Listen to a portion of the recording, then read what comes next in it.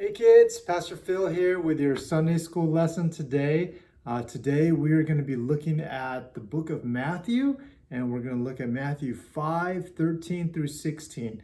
I'll have the verse here too, so you can read it along if you're able to read, then follow along with me and let's read it together.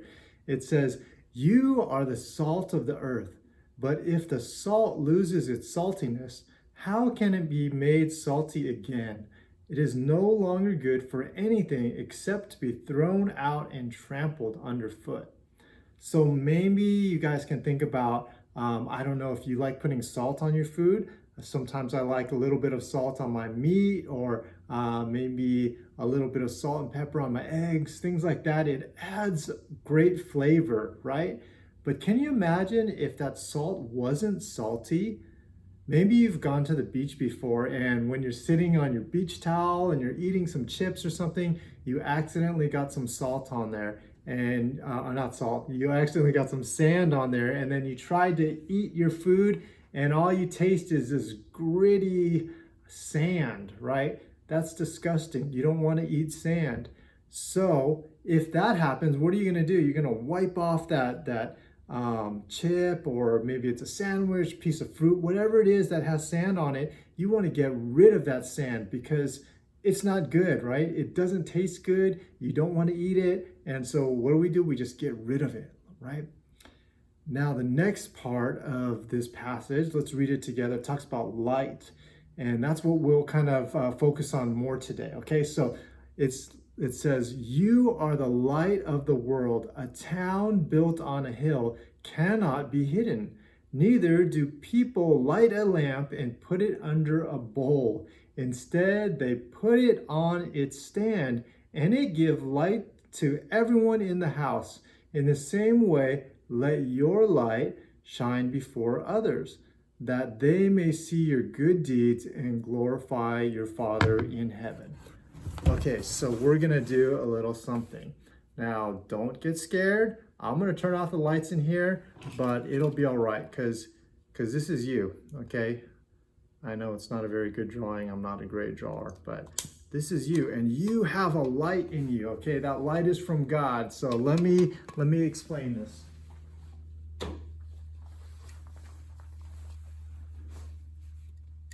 Maybe you can see you are there.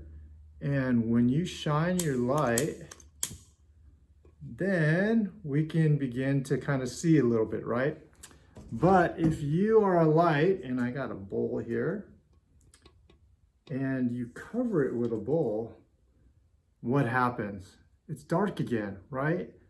And that seems silly. Like you don't want to, why would you cover up a light when the point of the light is to shine so that people can see? Now, one of the cool things about this light is that even though it's a really small light, it can make a big difference. Like you can go from seeing nothing to now you can see my face. I hope it doesn't look too spooky, okay? But the cool thing also is that you can use your light to encourage others and to help them meet God and know God's love. And then they can also begin to shine. And then when we shine together, then you know, as you have more and more than you can imagine, then you're gonna be able to brighten up the world, right? And that all starts with you. So I want to encourage you today that even though when you look around, you might see that, hey, there's a lot of people that are bigger than you, and maybe you think of this like with the idea of the lights, that maybe there's a lot of people that they have a brighter light than you, or you think, wow, they're so big, like what can I do when I'm just a little light? Oh, don't go out. Uh-oh. Well, you get my idea, right? Let me turn the lights back on.